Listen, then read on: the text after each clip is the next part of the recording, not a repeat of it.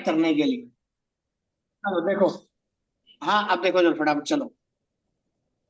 Starting की MVC की 7 या 8 क्लास, एटलीस्ट 10 क्लास कोई स्किप मत करना। स्टार्टिंग की एमवीसी की 10 क्लास, यही 10 क्लास स्टार्टिंग की एमवीसी आपका इंटरव्यू क्रैक करके देंगी। बाकी जो क्लासेस रह जाएंगी वो नॉर्मल रहेंगी, जो कंपनी में आप काम करोगे। क्लियर है यहाँ तक? स्टार्टिंग की 10 क्लास। तो कोई कलीग अगर आपका नहीं आया है तो उसको इन्फॉर्म कर देना। क्लियर? चूज करना ASP.NET वेब एप्लीकेशन। जो भी नोट्स बनाने हैं कॉपी में अपने बना लेना।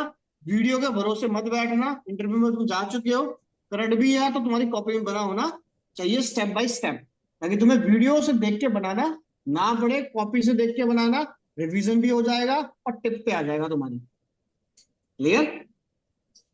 तो एमवी चूज करना ASP.NET वेब एप्लीकेशन। ठीक है, एप्लीकेशन का नाम जो भी देना है दो, क्रिएट। यहाँ पे ऑप्शन अभी चूज क्या कर रहे थे, अब क्या चूज करोगे? अब एमवीसी को चूज कर लेते हैं। चूज करने से पहले इसकी फुल फॉर्म और उसके बारे में पता होना चाहिए। क्लियर है यहां तक? तो एक बार क्रिएट कर देते हैं और एक बार रन कर देते हैं।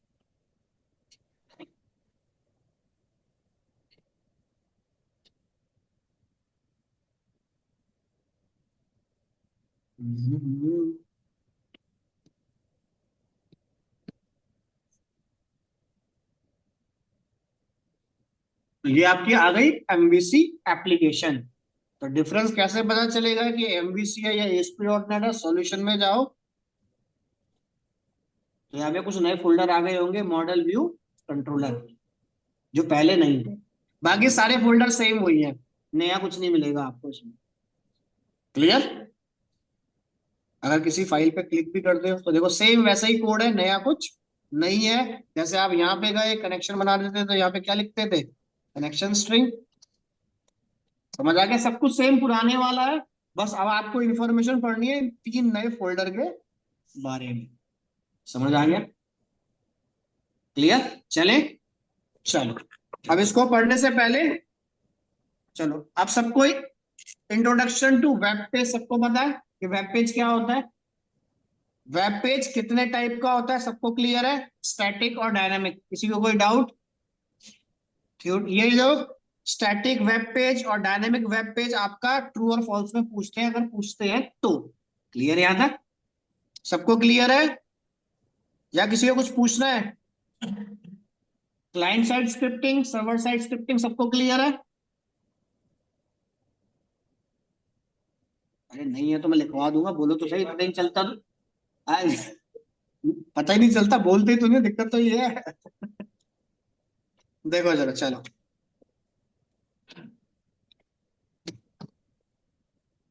आप देखो। अब है हमारे पास सबसे पहले इंट्रोडक्शन।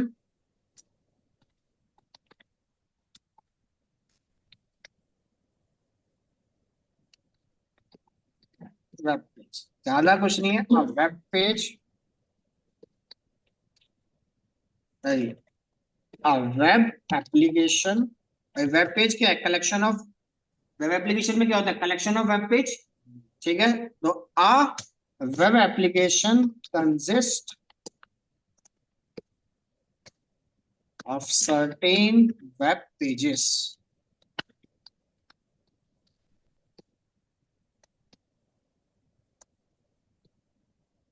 क्लियर यहां तक?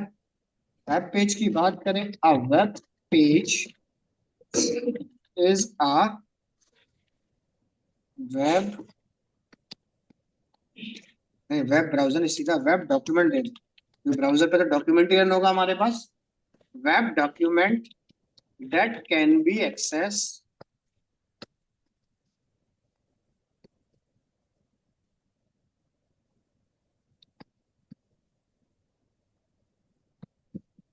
थ्रू अ पेज, नहीं थ्रू अ सीधा वेब ब्राउजर। सीधा कहां पे रन होगा ये?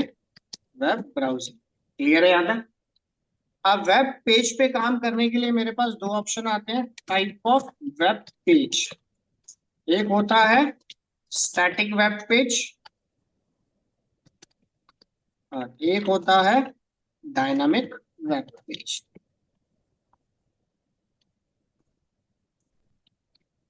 ठीक है, तो हमारे पास दो टाइप के होते हैं, स्टैटिक और डायनामिक। दोनों में कॉन्सेप्ट सेम है। हमारे पास सिर्फ मोटा मोटा कॉन्सेप्ट क्या है, अगर आप फॉर एग्जाम्पल अगर आप क्रिएट कर रहे हो एक वेबसाइट, तो वो किस में बनती है, स्टैटिक वेब पेज में। बात को समझना। अगर आप मार्केट में बनाने जा रहे हो वेब एप्लीकेशन, तो किस में बनती है, डायनामिक वेब पेज में। समझ आ गया, क्लियर। अब आप लोग कहोगे फ्लिपकार्ट तो क्या वेबसाइट है, नहीं, फ्लिपकार्ट वेब एप्लीकेशन है, क्लियर। क्योंकि उसके अंदर बैकएंड की कोई ना कोई लैंग्वेज बनी हुई रखी है, जिसके अंदर आप डेली बेस पे प्रोडक्ट को अपलोड डाउनलोड कर सकते हो। इसमें स्टैटिक कंटेंट नहीं है। जैसे आपके पास जिम की वेबसाइट हो गई, वो क्या है, स्टैटिक, सिर्फ इंफॉर्मेशन गैदरिंग करके दे रहा है वो आपको, क्लियर।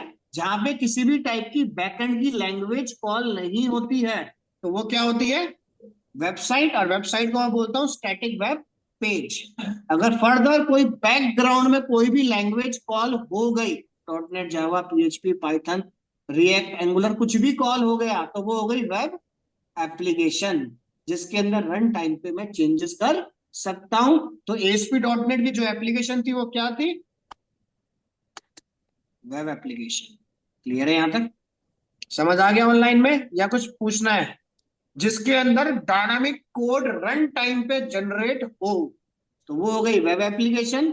जिसके अंदर रन टाइम पे कोड जनरेट नहीं हो रहा, तो वो हो गई वेबसाइट या static web page, like HTML।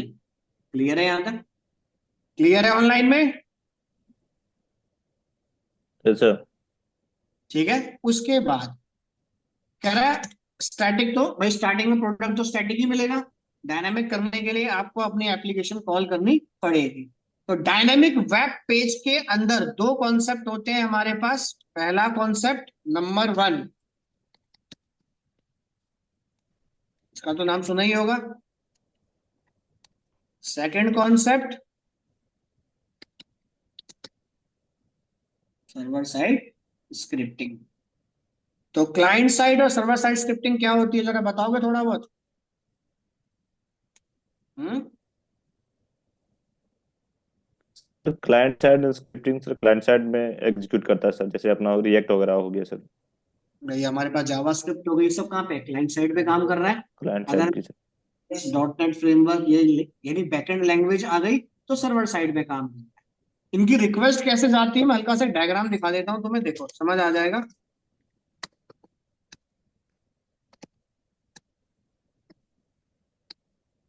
देखो, सबसे पहले मैं क्लाइंट साइड का एक डमी बना रहा हूँ, ठीक है। देखो ये क्या किया,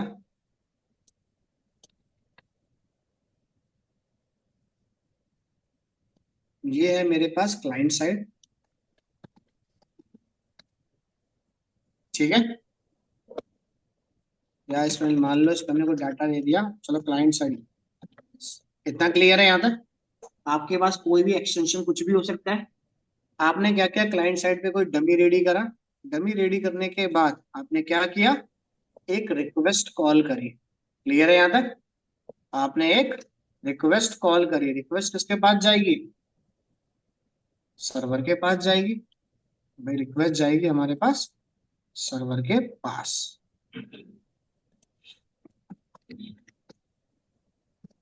क्लियर है यहाँ तक। जैसे ही रिक्वेस्ट सर्वर के पास जाती है, तो यहाँ पे क्या होता है, फॉर्मेट होता है, रिक्वेस्ट भेज रहा हूं मैं यहाँ से, रिक्वेस्ट आ वेब पेज। जैसे ही रिक्वेस्ट वेब पेज की हमने सर्वर के पास भेजी, तो सर्वर सबसे पहले क्या चेक करेगा, इसके अंदर एक्सटेंशन किस टाइप की है। बात समझ रहे हो, HTML है, JS है, ASPX है, .php है, किस टाइप की एक्सटेंशन है। उसने क्या चेक करा, भाई ये डॉक्यूमेंट जो आया है ये तो किस टाइप का है, HTML टाइप का डॉक्यूमेंट है। क्लियर। अगर HTML टाइप का डॉक्यूमेंट है, तो कह रहा है मैं इसको सर्वर के अंदर हिट नहीं करा सकता हूं। सर्वर के बाहर से ही मैं क्या करूंगा, return and HTML document containing, clear, जो भी मेरे पास डाटा आएगा उसका मैं एचटीएमएल फॉर्मेट में रिटर्न कंटेन करके दे दूंगा डॉक्यूमेंट का, क्लियर। और ये फॉर्मेट कब काम करूंगा मैं, क्लाइंट साइड स्क्रिप्टिंग, क्लियर यहां तक। और जितनी भी क्लाइंट साइड स्क्रिप्टिंग होती है वो रन कहां पर होगी, यानी कि क्लाइंट साइड स्क्रिप्ट रन, या सीधा लिख लो रन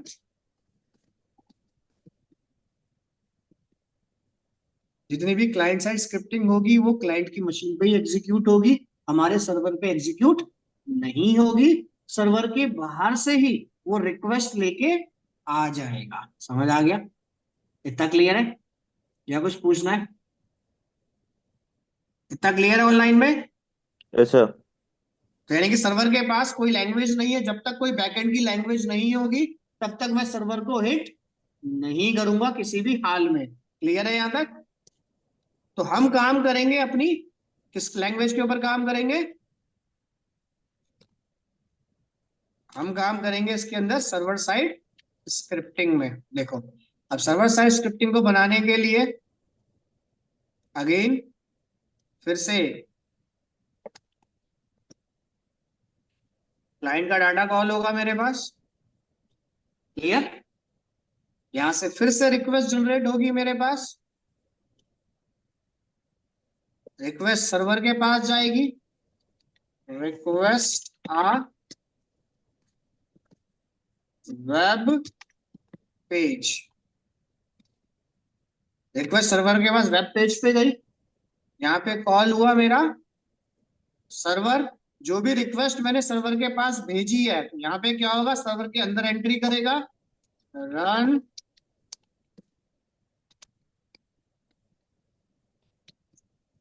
यानी कि यहाँ पे रन होगा आपका सर्वर साइड स्क्रिप्टिंग, इतना क्लियर है यहाँ तक।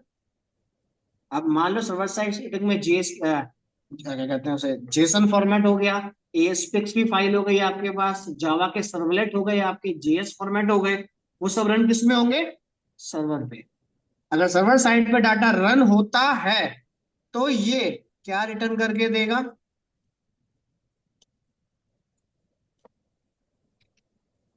वहां पे रिटर्न हो रहा था रिटर्न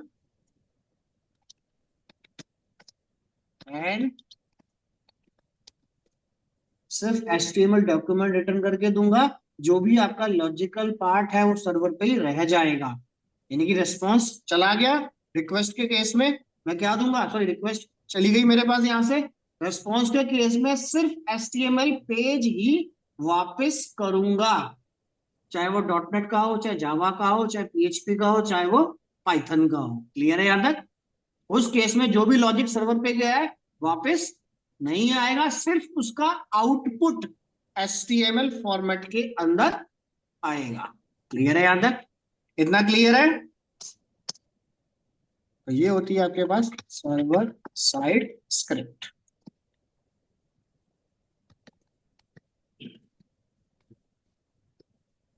इतना क्लियर है या कुछ पूछना है, बोलो। इतना क्लियर है ऑनलाइन में। अगर क्लाइंट साइड स्क्रिप्टिंग होती तो वो क्या करता, स्क्रिप्ट सर्वर पे जाती, सर्वर के अंदर एंटर नहीं करता, तो क्लाइंट की मशीन पे एचटीएमएल डॉक्यूमेंट और सर्वर कोड दोनों विजिबल होगा, यानी कि जब भी आप स्क्रिप्टिंग कॉल करते हो तो ब्राउजर पे जाना, इंस्पेक्ट एलिमेंट करना, चेक करना क्या मैं वहां पे जावा स्क्रिप्ट को देख सकता हूं या नहीं। अगर जावा स्क्रिप्ट आपने देख ली तो इसका मतलब क्लाइंट साइड स्क्रिप्टिंग पे काम हो रहा है। फॉर एग्जाम्पल देखो, एग्जाम्पल तो मैं दिखाता हूँ सर्वर साइड और क्लाइंट साइड। अब जावा स्क्रिप्ट का कोड तो पढ़ चुके हो ना, सब लोग थोड़ी बहुत जावा स्क्रिप्ट पढ़ चुके हो। तो देखो मैं एक पुरानी एप्लीकेशन दिखा रहा हूँ जो हमने ऑलरेडी बनाई थी अपनी एसपी में, ये काम हो रहा है सर्वर साइड स्क्रिप्टिंग में। देखो एक एप्लीकेशन ओपन करते हैं,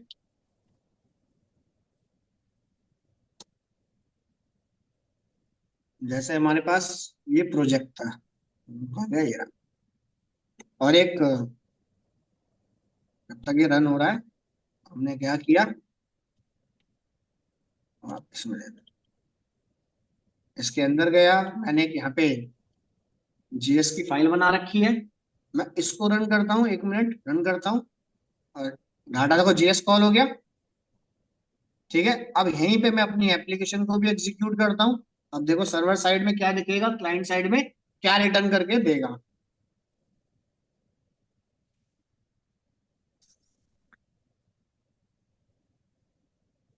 तो जब तक एग्जीक्यूट हो रहा है, मेरे पास ये क्लाइंट साइड स्क्रिप्टिंग है। राइट क्लिक मारो, पेज का व्यू सोर्स जाओ, यहाँ पे देखो HTML डॉक्यूमेंट रिटर्न हो गया, साथ में जो मेरी जेएस का पार्ट था वो भी आ गया। मैंने इस पे क्लिक करा, सारा उसका कोड आ गया। क्लियर, इनकी क्लाइंट साइड स्क्रिप्टिंग क्लाइंट की मशीन पे एग्जीक्यूट होगी, तो साथ में आपका जो भी कोडिंग पार्ट है क्लाइंट साइड का वो रिटर्न करेगा। किस में रिटर्न करेगा, HTML डॉक्यूमेंट के अंदर। इतना क्लियर है, क्लाइंट साइड का कॉन्सेप्ट क्लियर, क्लियर है सबको ऑनलाइन में। ऐसा। अब यही फंडामेंटल अगर मेरे पास देखो, अब ये रन हुआ मेरा ASP.NET का, ये सर्वर साइड स्क्रिप्टिंग है भाई। इसको तो हमें पता है कि हमने कल इसके अंदर कुछ लॉजिकल सब डाटाबेस से आ रहा था।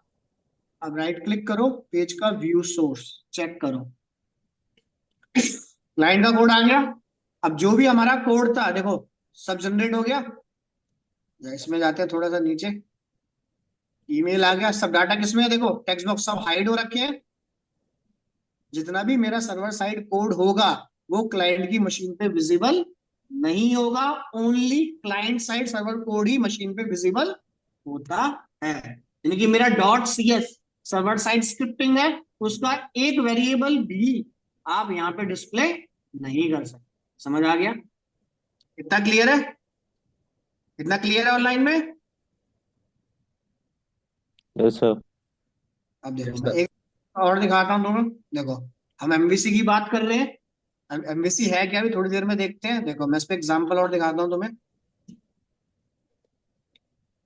देखो मैं एमवीसी के अंदर ही गया समझने के लिए।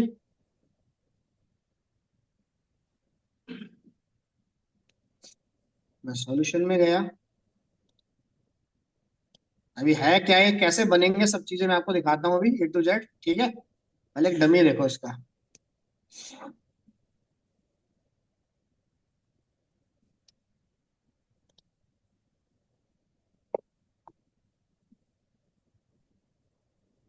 देखो अब मुझे यहाँ पे डेट डिस्प्ले करनी है फॉर एग्जाम्पल, ठीक है। हमने क्या दिया, पैराग्राफ, एट द रेट, बात तो समझना, एट द रेट, क्लास कौन सी होती है डेट टाइम के लिए, डेट टाइम, ये शीर्षक में लिखते थे। अलग से तो कुछ नया नहीं फंडामेंटल आ रहा। मैं सर्वर साइड स्क्रिप्टिंग चला रहा हूँ उसके ऊपर, HTML पेज के ऊपर। रन करता हूं एक बार प्रोडक्ट को। अब ये चेक करना व्यू सोर्स में पैराग्राफ आएगा या मेरा डेट टाइम का मेथड आएगा। बात समझ आ गई। अगर HTML डॉक्यूमेंट रिटर्न हुआ तो इसका मतलब सर्वर साइड में क्या है, कोड वहीं रह गया। अगर डेट और मेरा स्ट्रक्चर दोनों आ गए तो इसका मतलब क्लाइंट साइड पे काम कर रहा हूं। डेट डिस्प्ले हो गई, व्यू सोर्स में जाओ,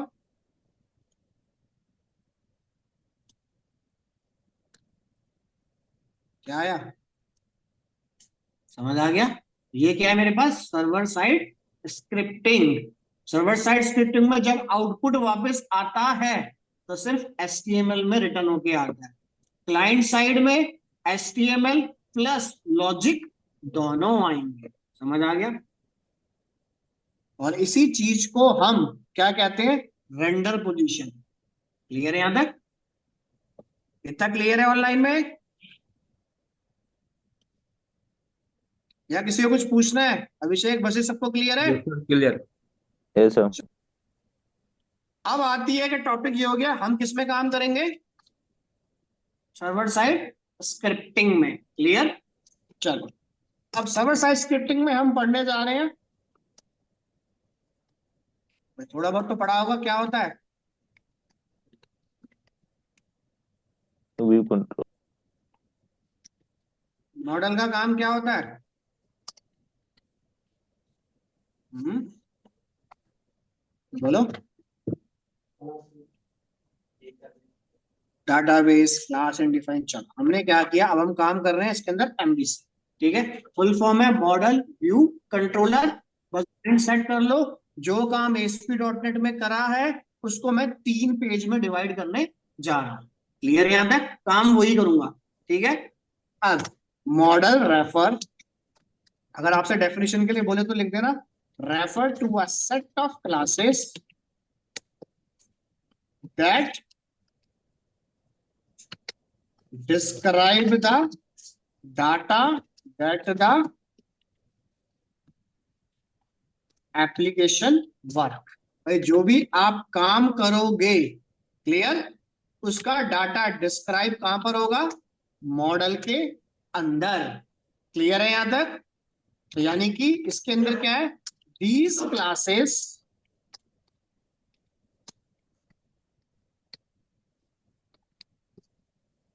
क्लासेस डिफाइन द, कौन सी क्लास होती है?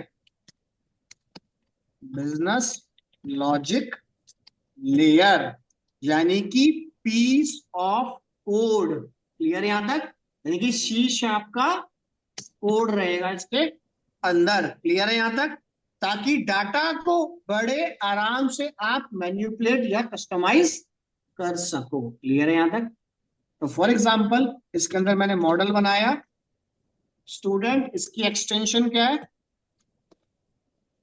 समझ आ गया? इसके अंदर क्या रहेगा? यानी कि सी शार्प की सेट ऑफ क्लासेस रहेंगी। जो काम अभी आपने करंट ऑपरेशन चलाया था किसमें? .cs पेज के ऊपर, तो वो काम किसमें करोगे? मॉडल के अंदर। समझ आ गया? कोई वेरिएबल डिक्लेयर करना है, कोई प्रॉपर्टी डिक्लेयर करनी है, कोई मेथड बनाना है तुम्हें, किसमें बनाओगे? मॉडल के अंदर। समझ आ गया? इतना क्लियर है? All model are declare in,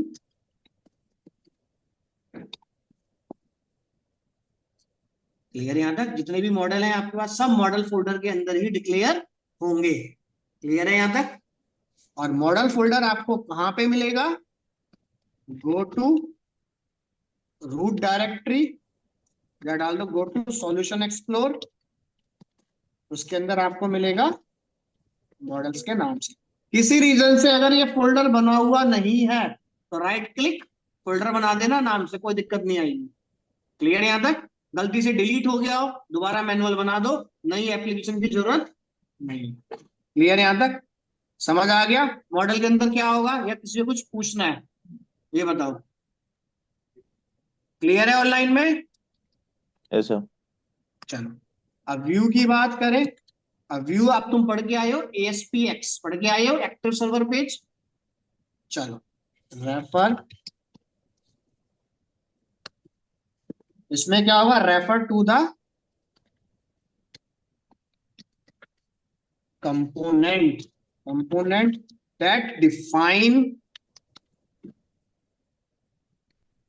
and क्या डिफाइन करोगे इसके अंदर? कंपोनेंट कौन कौन से करोगे? Application user interface like,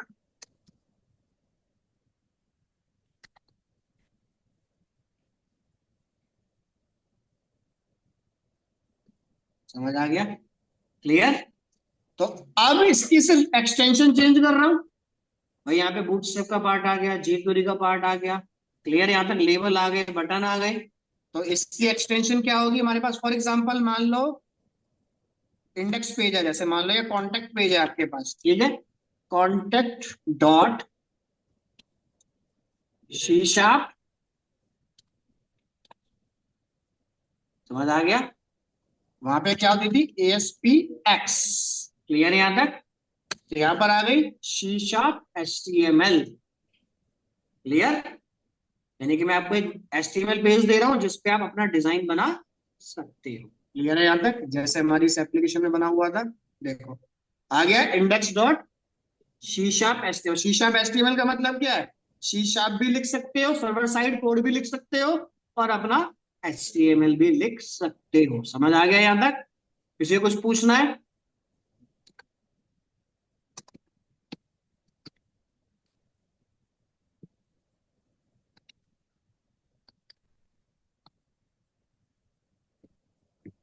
clear है यहां तक? सारे व्यूज आपके व्यू फोल्डर में स्टोर होंगे ऑटोमेटिक। चाहे आप मैनुअल करो चाहे सिस्टम के अकॉर्डिंग करो। समझ आ गया? किसी कुछ पूछना है? क्लियर है ऑनलाइन में? अब जी बारी आई, सर। काम तो मैं एसपी में कर ही चुका था, तो फिर ये प्राणी किस लिए आ रखा है कि अकेला पड़ा हुआ है। मिक्स कर, जैसे हमारे पास सी शार्प में क्या था, सी शार्प में मेन एंट्री पॉइंट था। मेन एंट्री पॉइंट का काम क्या था, बताओ जरा। है? प्रोग्राम को सर वहीं से करता है, एग्जीक्यूट करना स्टार्ट वहीं से होता है सर, मेन। है? यानी कि अपने प्रोग्राम को स्टेप बाय स्टेप कैसे एग्जीक्यूट करा जाए, कैसे रिक्वेस्ट आई है, कैसे रिस्पॉन्स जाए। अब कंट्रोलर क्या कर रहा है, controller is a set of classes that handle communicate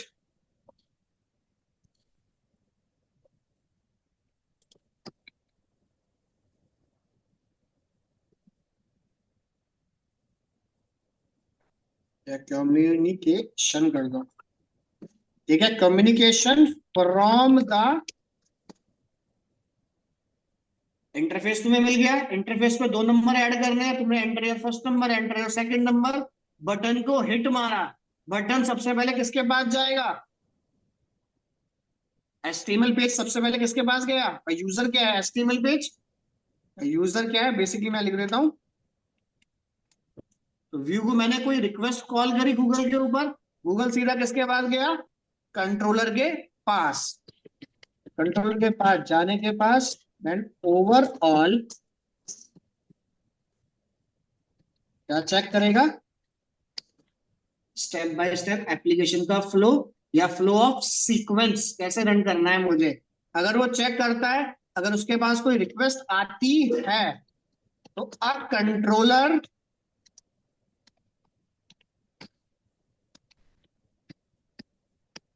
respond to user. User क्या करेगा, इनपुट एंटर करेगा, कम्युनिकेट किसके साथ बात करेगा ना, दो नंबर ऐड कर रहे हो, इंटरफेस पे डाटा डाला, कंट्रोलर कम्युनिकेट किससे करा रहा है, मॉडल से। मेथड तो मॉडल के पास बना पड़ा है, मॉडल से क्या करा रहा है, कम्युनिकेट करा रहा है, एंड CIT डिसाइड कर रहा है आपसे, decide the view to render. इसका मतलब क्या, आउटपुट में HTML पेज पे क्लिक करूं। समझ आ गया भाई? कंट्रोलर का काम क्या होता है, कम्युनिकेट करना व्यू और मॉडल के साथ। यानी कि एक टाइम के लिए अगर कंट्रोलर नहीं है तो ना व्यू काम करेगा ना मॉडल काम करेगा। समझ आ गया? या किसी को कुछ पूछना है, ये बताओ। इतना क्लियर है? मॉडल में क्या होगा, व्यू में क्या होगा, कंट्रोलर में क्या होगा, समझ आ गया? क्लियर है ऑनलाइन में, या कुछ पूछना है?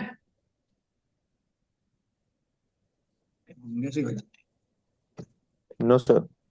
क्लियर? अब देखो, अब देखो ये काम कैसे कर रहा है, ठीक है, इसका फ्लो ऑफ सीक्वेंस।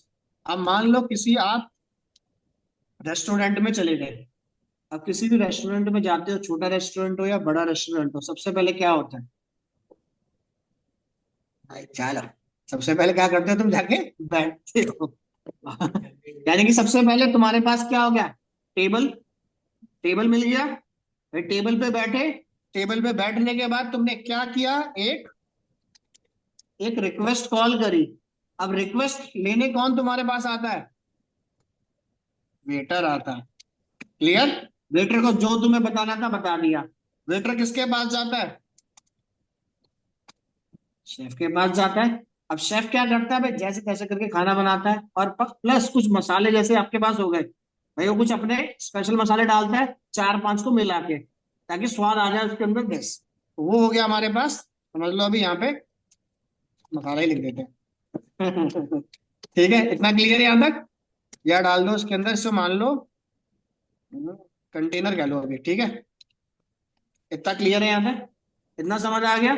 अब इसी रिक्वेस्ट को MVC में लेके चलो, देखो समझने के लिए। अब रिक्वेस्ट मैंने कॉल करी, तो यहाँ पे वेटर कौन है मेरे पास, कंटेनर नहीं, कंट्रोलर। वेटर कौन है हमारा? कंट्रोलर आपके पास आया तो भाई आपको क्या करना है भाई, व्यू पे, मैं तो व्यू क्लियर, यहां तक मैं व्यू, मैं तो टेबल पे बैठा हूं, मैंने उसे ऑर्डर दे दिया दिस। अब कंटेनर, अब वेटर किसके पास जाएगा? शेफ के पास। तो शेफ क्या है मेरा? अब मॉडल में चेक हुआ स्टैटिक कंटेंट है या डायनामिक कंटेंट है। अगर डायनामिक कंटेंट कंटेंट है तो कंटेनर में आ गया। समझ आ गया? क्लियर? अब ये सारा काम हो जाने के बाद रिक्वेस्ट समझ आ गया कैसे रिक्वेस्ट जाएगी, किसी को कुछ पूछना है तो बताओ। इतना क्लियर है? Yes sir. अब रिक्वेस्ट जनरेट होने के बाद बारी किसकी आ गई? रेस्पॉन्स की। अब रेस्पॉन्स तो वापस डाटाबेस से आएगा, तो सबसे पहले यहां आया डाटाबेस।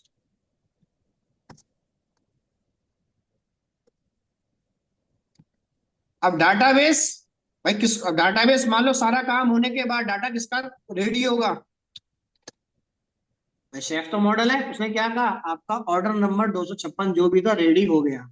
अब जिस वेटर ने इस ऑर्डर को प्लेस करना है, भाई वो वेटर आए और इसको रिसीव करे, तो वो चला गया किसके पास? भाई कंट्रोलर ने जो रिक्वेस्ट कॉल करी थी उसने चेक करा कि हाँ रिक्वेस्ट मेरी काम आ गई, हो गया है। अब रिक्वेस्ट कॉल हो गई तो भाई डाटा पूरा प्रेजेंटेशन लेयर बनी हुई है उसकी, भाई इस तरीके से क्लाइंट को दिखानी है टेबल के ऊपर रख के सारी डिशेज, तो वो किस में आ गया? व्यू। समझ आ गया? और व्यू आ गया तो व्यू किस फॉर्मेट में होगा? समझ आ गया कैसे रिक्वेस्ट जाएगी, कैसे रिस्पॉन्स आएगा? कुछ पूछना है तो बताओ।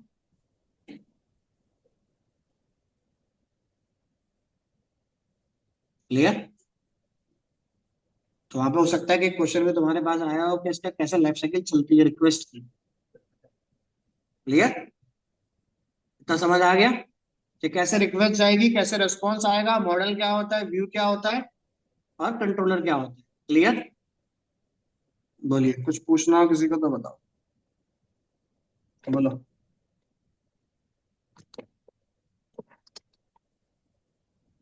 बताओ, मुझे कुछ पूछना है इसमें?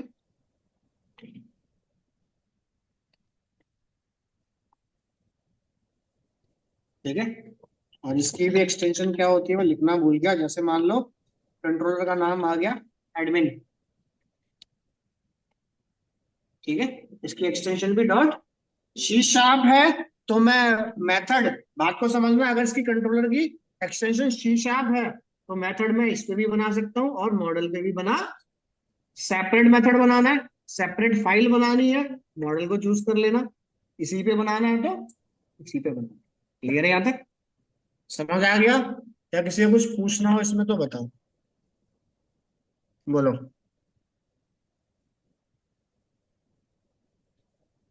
चलो, किसी को कोई डाउट या कुछ पूछना है तो बताओ।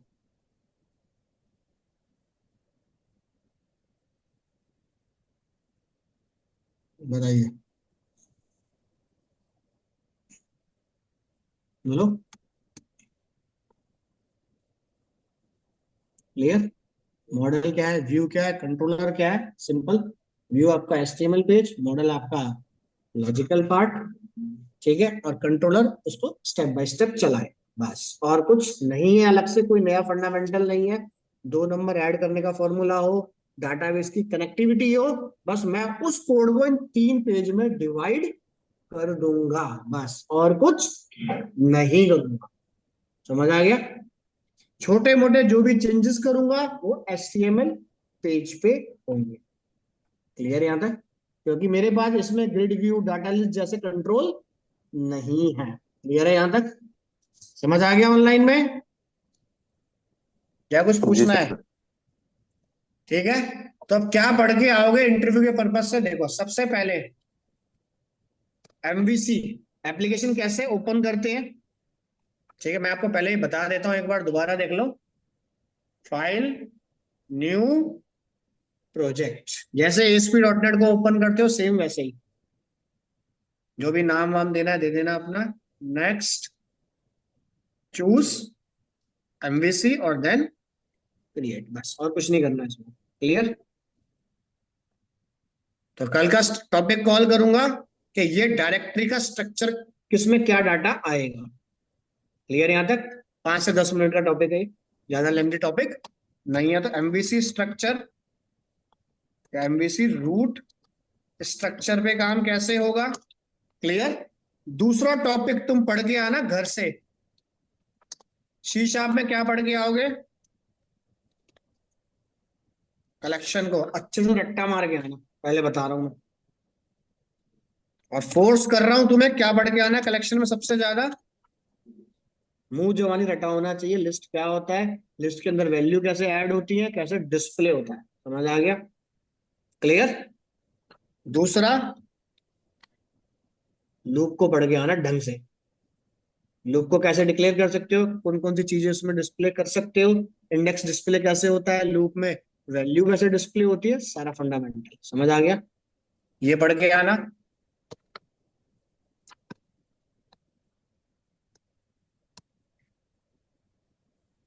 प्रॉपर्टी पढ़ के आना। गेटर सेट हमने पढ़ा था, क्लियर यहां तक? तो गेटर और सेटर पढ़ के आना, ठीक है। दूसरा, फाइल को कैसे, क्लियर, इनहेरिट कैसे किया जाता है, इनहेरिट करने के बाद कितने तरीकों से मैं फाइल को इनहेरिट कर सकता हूं। फॉर एग्जांपल, यूजिंग कीवर्ड लगा के इनहेरिट कर सकता हूं, कॉलन लगा के इनहेरिट कर सकता हूं, ऑब्जेक्ट बना के इनहेरिट कर सकता हूं। वो फंडामेंटल पढ़ के आना। क्लियर है यहां तक सबको? क्लियर? ठीक है।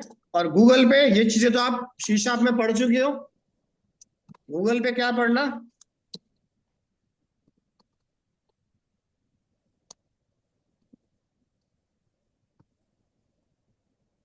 कैसे डाटा पास होता है कंट्रोलर टू व्यू। क्लियर यहां तक? ये थियोरटिकल पार्ट पढ़ के आना, समझ आ गया? क्लियर यहां तक? या कुछ पूछना है किसी को, ये बताओ। ठीक है। बाकी ट्राई कैच इनपुट आउटपुट तो नॉर्मल ही है, मेन मुझे कॉन्सेप्ट डाला चाहिए इसके अंदर। क्लियर? समझ आ गया सबको, या किसी को कुछ पूछना है? क्लियर ऑनलाइन में? जी सर। ठीक है। और जो भी आपका कलीग रह गया हो उसको बोल दो क्लास कनेक्ट कर ले, स्टार्टिंग की 10 क्लास मेन है, यही आपकी इंटरव्यू करेक्ट कर देंगे। क्लियर यहां तक? चले आगे, या कुछ पूछना है किसी को, बताइए। क्लियर? इसमें तो किसी को कोई डाउट नहीं है, ये तो पढ़ चुके, इसमें किसी को डाउट नहीं है। हम्म, नहीं है ना? चलो बस खाली थोड़ा सा ये पढ़ लेना क्या होता है, बस ठीक है। चलो तो फाइल मैं आपको देता हूं दिस, कल चलाऊंगा इसका प्रैक्टिकल। कोई अगर रह गया हो तुम्हारा कलीग तो उसको बोल देना कनेक्ट कर ले क्लास से, ऑनलाइन या ऑफलाइन। क्लियर यहां तक? चलो, कुछ पूछना है तो बताओ, बोलो।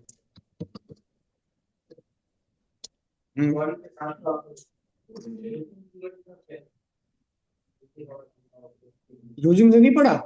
अरे क्या बात है, ये क्या कह रहा है, बोल बोल बोल, इसको बोल, पीछे बोल। ठीक है, फाइल में करता हूँ ऑनलाइन में शेयर, ठीक है, कल ये कंटेंट पढ़ के आना, ठीक है।